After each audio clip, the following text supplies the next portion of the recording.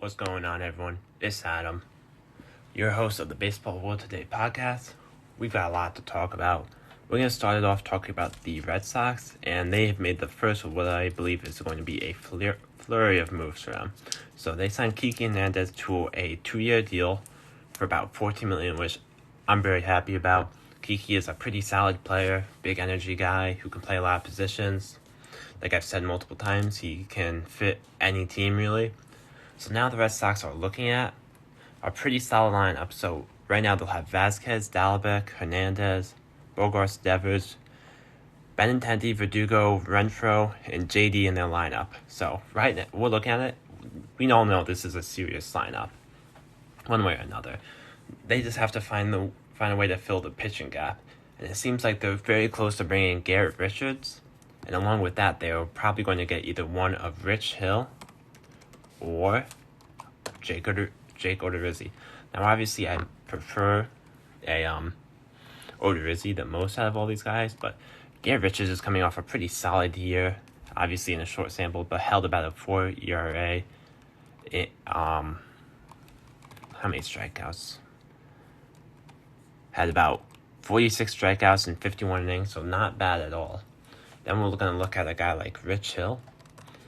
Something else to notice, they're also interested in bringing in Marwin Gonzalez. So if they bring him in, he's another good utility guy who can play any position to go along with also like Chavis, who can play a couple of positions, including first, second, third, left field. So they're going to have some versatile guys, it seems like, which I always think is a good thing.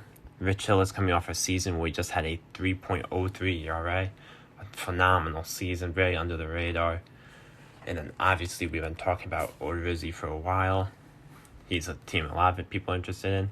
Coming off a pretty rough year in a short sample size, but 3.5 the year before and was an all-star. So right now we're looking at this team, and if they make a couple of good moves for the starting staff, then we could seriously be looking at a team that could make a playoff push. I'm not saying they'll get in. Probably not unless there's a expanded roster.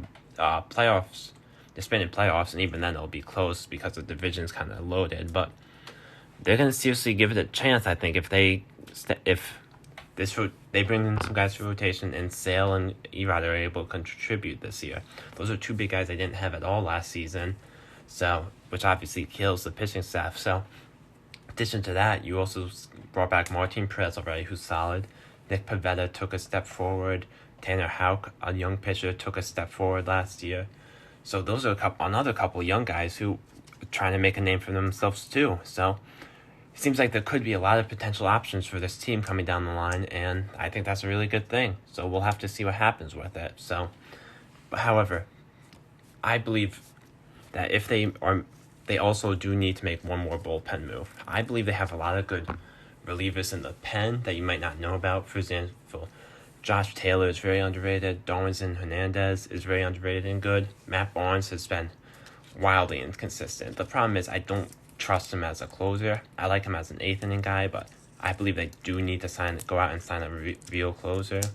Maybe like Brad Hand, but it seems like a lot of teams are in on him. So not sure really who, unfortunately, since the market is still out there for relievers, but it's certainly starting to thin down a little.